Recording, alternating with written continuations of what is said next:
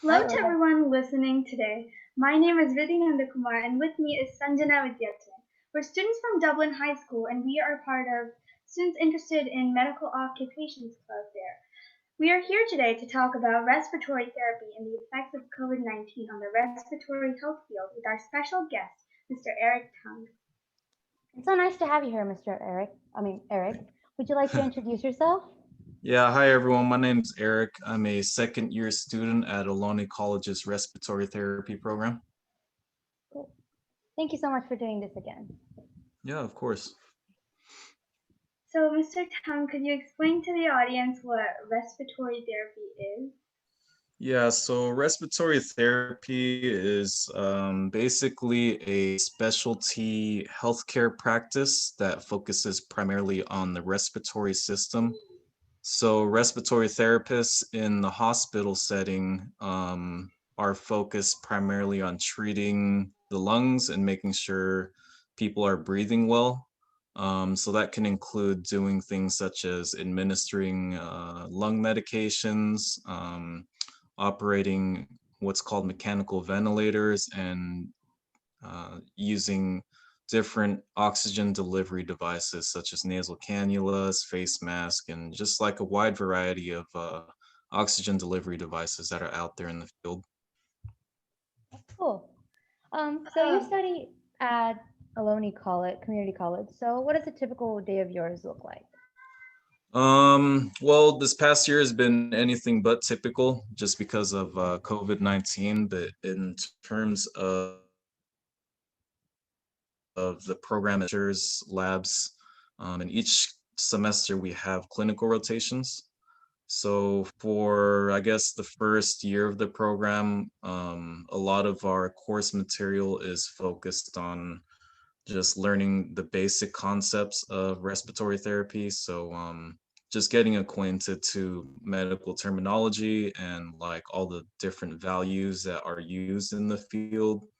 So it's a lot of like memorizing terms, memorizing a lot of numbers out there in the field, and just becoming acquainted with like the big basic concepts of respiratory care.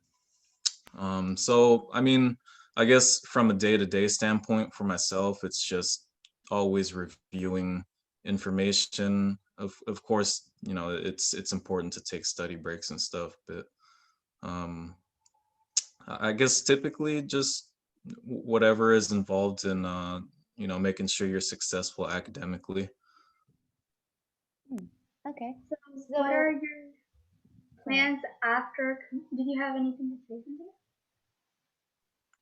Sorry, can you repeat that? No, Sanjana was about to say something. Did you have yeah. anything? So you mentioned that you were a second year at Ohlone Community College. So how did that the first year of yours compare to the new virtual year of learning?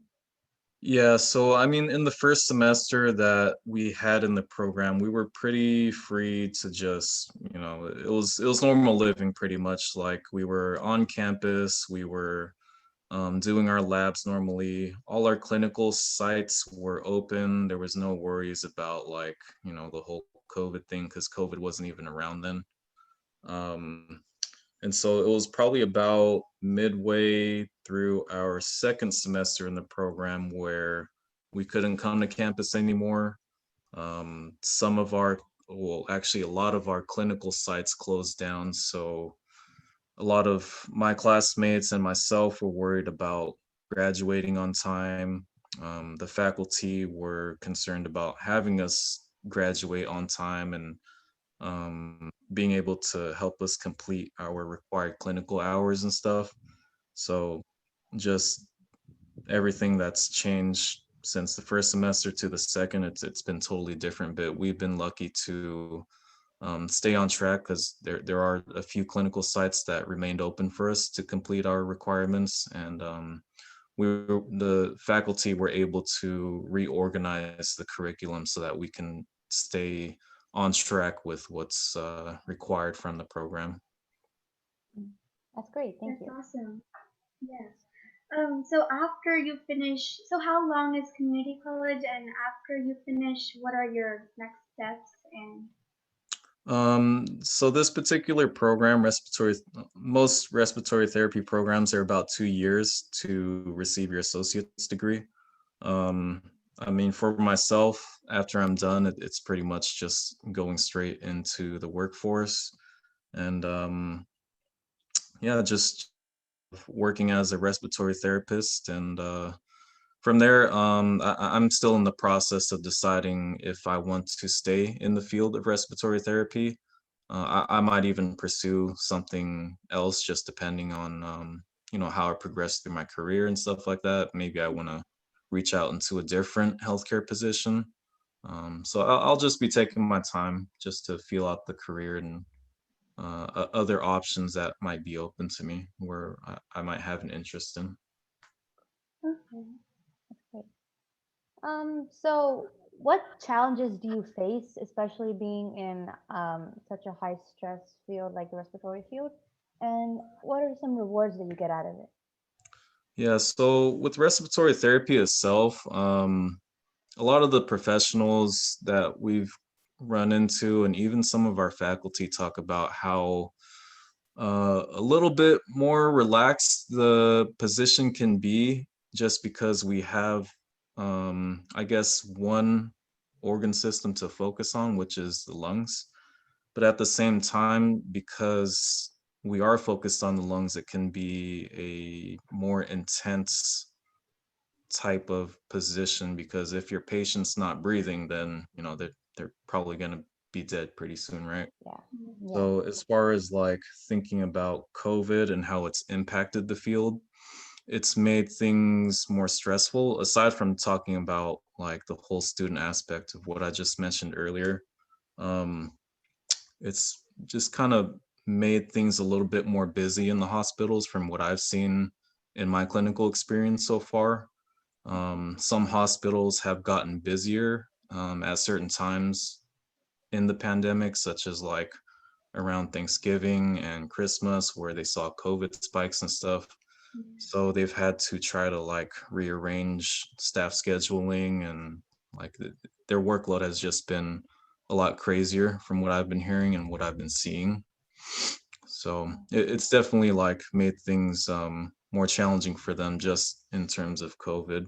yeah. But I guess if you're asking about like just inherent challenges to the field itself, um, respiratory therapy has its challenges, just like any other career can have.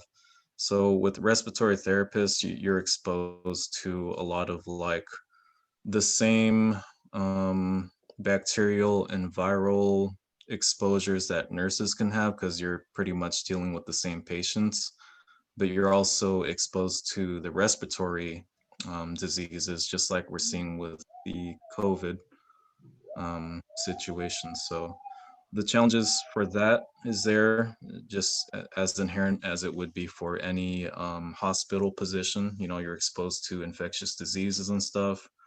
um, I remember in my first semester class we learned about this procedure called a tracheotomy. Have you guys ever heard about that? No, I haven't. something new. Okay, so it's basically like a hole that gets cut into the neck right here, Okay. um, where the patient breathes through it. Mhm. And so instead of breathing through their nose or their mouth due to like anatomical complications, Yeah. the surgeon would open up a hole called a tracheostomy. And part of the respiratory therapist's job is to make sure that that tracheostomy is clean. And so that's one of the things that kind of scares people just to learn about because like they think it's pretty gross and it looks kind of scary. So there's like those aspects of respiratory therapy where you do have to like be pretty involved as far as like cleaning your patients and like suctioning the nose, suctioning the throat, taking care of the trach site. Um, and other than that, some people say it's not as stressful as it would be to be a doctor or to be a nurse. So I think it just kind of depends on who you are and how you're viewing things. Mhm. Um, I've heard like 20-year veterans in the field tell me that you can make the job as easy as you want it to be or as hard as you want it to be. So it kind of falls down to a individual's perspective and an individual's experience on how challenging respiratory therapy could be. So would you say that like what do you think is rewarding and like why have you been interested in this field? For me, the rewarding part is taking care of the patients and knowing that if you are approaching patient care in a safe manner that is for the patient, then you can really help them a lot. And a lot of times you'll be in situations where what you're doing is saving someone else's life. So for me, that's the rewarding part. I wanted a career where I could take care of people. So essentially, respiratory therapy wasn't my first choice. And I think for most people that are in the field, respiratory therapy wasn't their first choice because it's not a really well known career. Um, but once you learn about it, you start to understand how important the respiratory therapist is in any setting that they're in. So for me, number one thing is patient care, knowing that you're making a difference in someone's progression through their healthcare plan. And obviously, when during the COVID times, it's been harder to get in and train in the medical setting. So, Mhm. how can you briefly explain what that process might look like in terms like in situations like these? As far as getting placed into the clinical site, you're saying? Yeah, exactly. Yeah, a lot of that is kind of placed on our faculty. So they've been pretty stressed out, just trying to make sure all their students have enough clinical time and clinical exposure.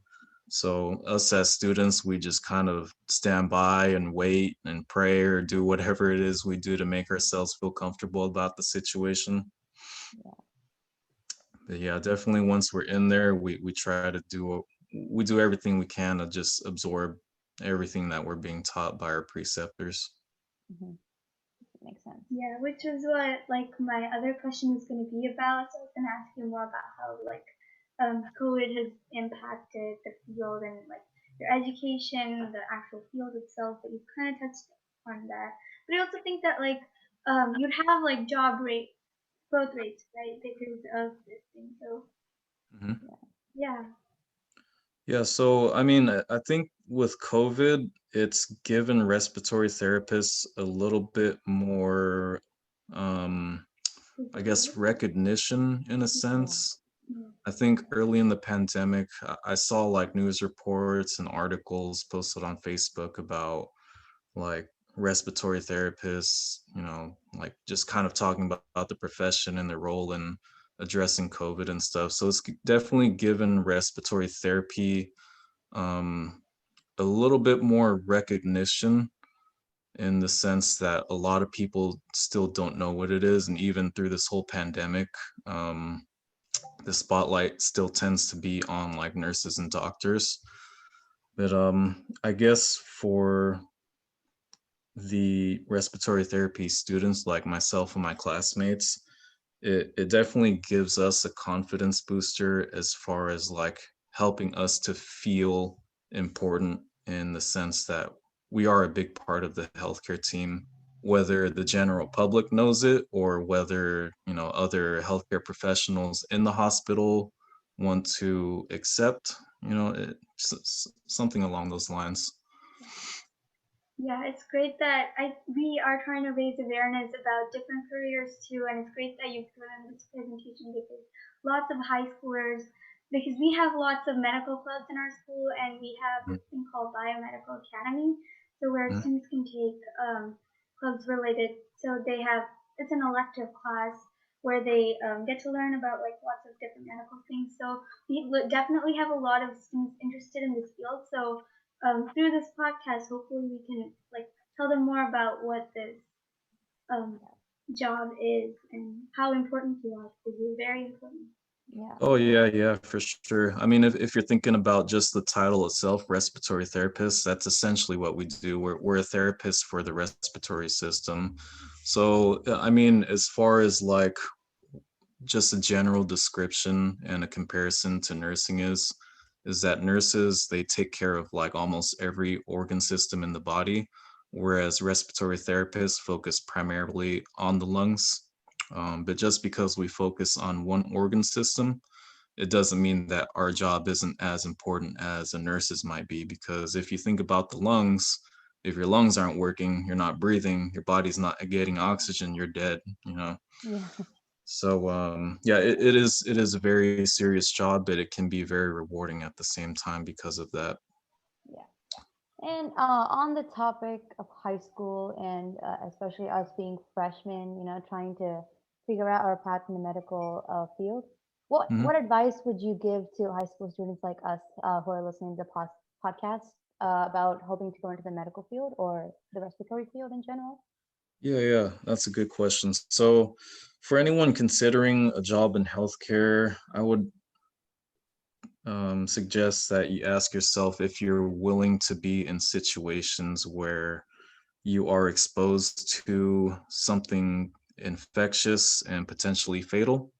Um, just as far as considering like what we've seen with the pandemic, this virus can spread really quickly and it can be fatal to not just people with comorbidities, but it can be fatal to people that are really healthy too in some cases. So if you're willing to be exposed to that, then you can move on to the next question, which is, are you able to put yourself in a situation where the approaches that you take to patient care can either, I guess, save the person's life, or it could lead the other way. um, Mhm. so there's definitely that big responsibility of, if you don't know what you're doing in patient care, then what you're doing or not doing could cause someone to lose their life. So there is that big responsibility to it too. Yeah. And then just as far as distinguishing between which healthcare profession you want to be in, I think there's always those little discrepancies between each one, like what kind of procedures do you see yourself getting involved in? What degree of responsibility do you want to have in patient care? What is your goal as far as like being able to finish school? Like, do you want to be able to finish school in 2 years, 4 years? Are you willing to go and be a doctor and be in school for possibly 10 to 12 years or something? And Mhm. how much money are you willing to um, spend on your education? What is your living situation going to be like? So there's a lot of things, just like coming out of high school and trying to go to college and stuff like that. Like, there's so many degrees and so many different subjects out there that you just kind of get caught up in a web of trying to decide what you want to do, what you're good at, and like what investment in your education is going to pay you out the best according to the time frame that you want to accomplish it in. So as far as it relates to respiratory therapy, it's a 2-year degree. If you're planning on working in the Bay Area, um, you start off usually at 70 to 80,000, just depending on where you get hired and how much you work and stuff. So for respiratory therapists, they usually work 3 to 4 days, 12-hour shifts, and you have like the rest of your days off to possibly take other classes to, you know, if you're working towards becoming a doctor or becoming something else. So it definitely is going to provide you the opportunity to graduate fast in 2 years, make some pretty decent money, and then continue your education on your days off. Yeah. So that's some of the benefits that I see with at least becoming a respiratory therapist for a few years. You get the exposure to the critical care aspect, and you get the money, and you have the time to still go to school while you're working. Hmm. So you Yeah. joined Oloni after you finished high school? Did you say that? No, I'm actually 30 years old right now, so I bounced around between a few different career paths. Oh, Um, okay. yeah, That's so a lot of the students in my class, we have some in their early to mid 20s. I'm kind of in the middle, and we have some people in their 30s, mid 30s. upper 30s. So there's a wide range of age groups, and what I've seen in the field, there's people that have been working for 20, 30 years, or like 60, 70 years old. They can still perform the job because it's not really physically demanding, but Mhm. it's more based on like critical thinking, like how are you going to apply the concepts of respiratory care in order to help your patient feel better. Oh, okay. Yeah. Yeah, and for us especially, high school is pretty overwhelming for us because the medical field is such a designated thing that only some people can get into.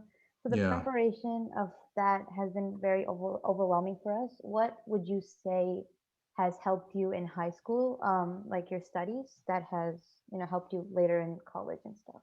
Okay. Well, I'll be honest with you, my high school experience wasn't the best that I could have made out of it.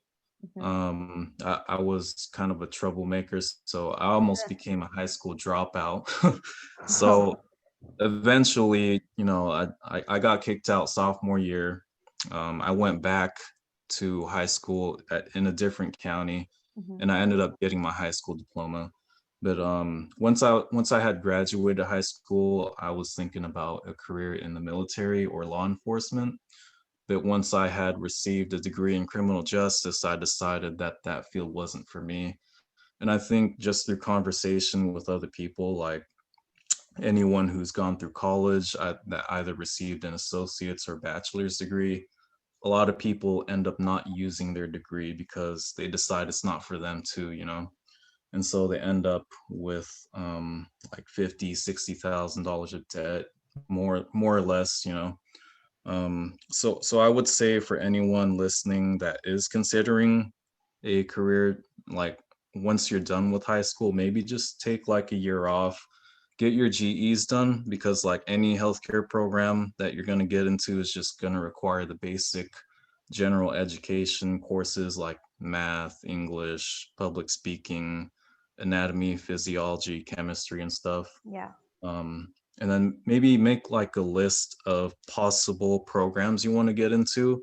Write down what the requirements are for entry for prerequisites, and if you have to do any type of pre-testing or internships before getting in, and how much the program's going to cost, and Hmm.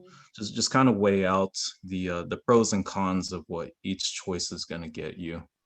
Yeah. That way you can have like a more objective way of viewing what you like to get into. Yeah. Now, what pros and cons like did you list out? And what pros and Sure. cons did you list out? And Mm.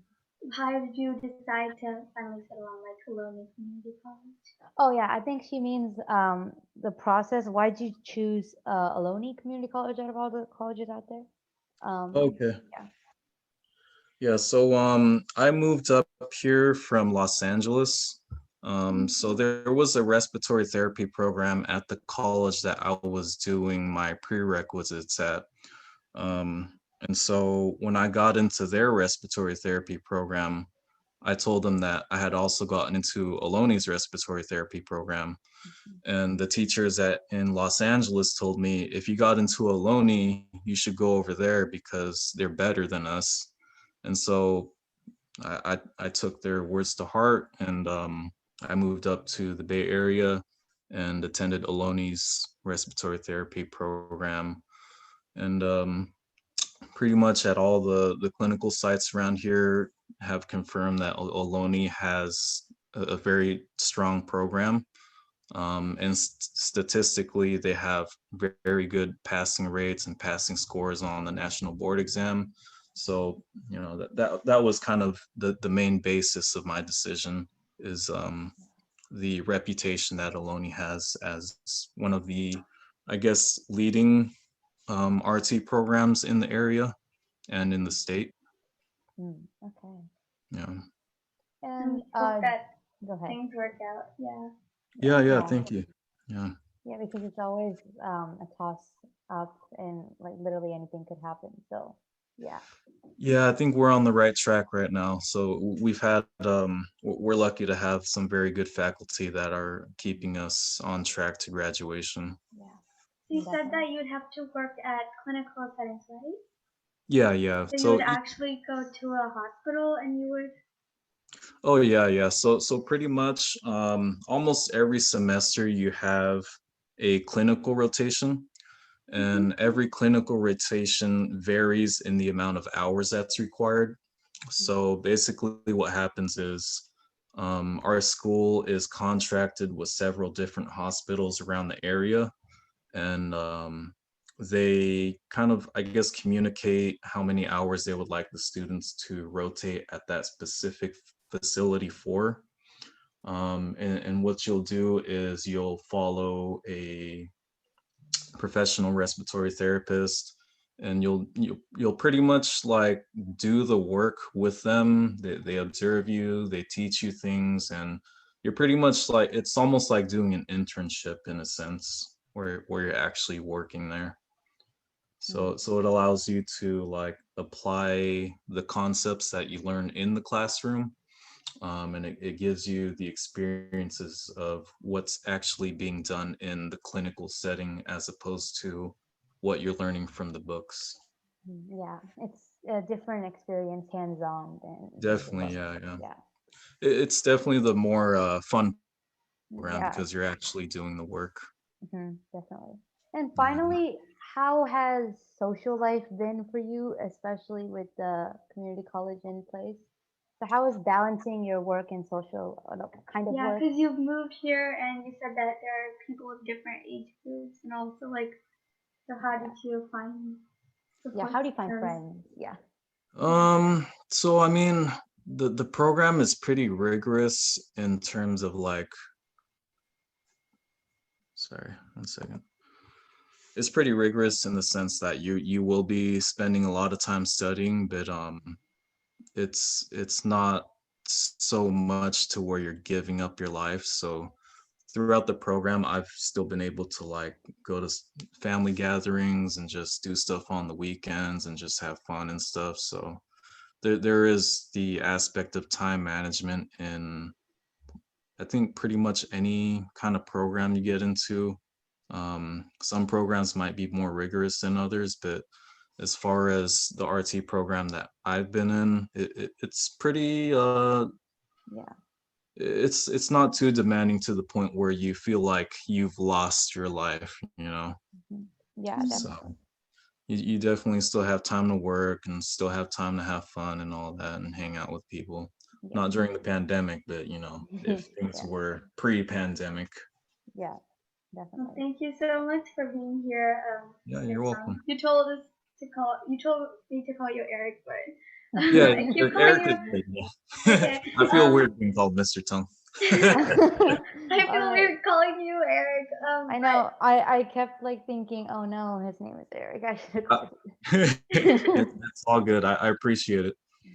And finally, oh, really, you can take this one. yeah, so is there, thank you so much for being here because, I'm sure that this was very educational to everyone listening. And so thank you so much for being here. So is there anything that you want to say to the high schoolers listening at the end? Yeah. Well, thanks for listening, first of all, and thanks again for having me. If anyone wants to talk about more about like respiratory care or is interested in possibly applying to a respiratory therapy program, I'll leave myself open to you emailing, and we can have like a one-on-one conversation about whatever it is you want to talk about, as far as entering the respiratory therapy field or anything like that. Hmm. So if you guys want, my email is etung6@student.aloni.edu. I don't know if you guys can post. Yeah, Yeah, I will anyone who post the needs the email. email could reach back to us and we Yeah, can, yeah. Yeah. exactly. So feel free to contact me and we could talk some more about it. Okay, great.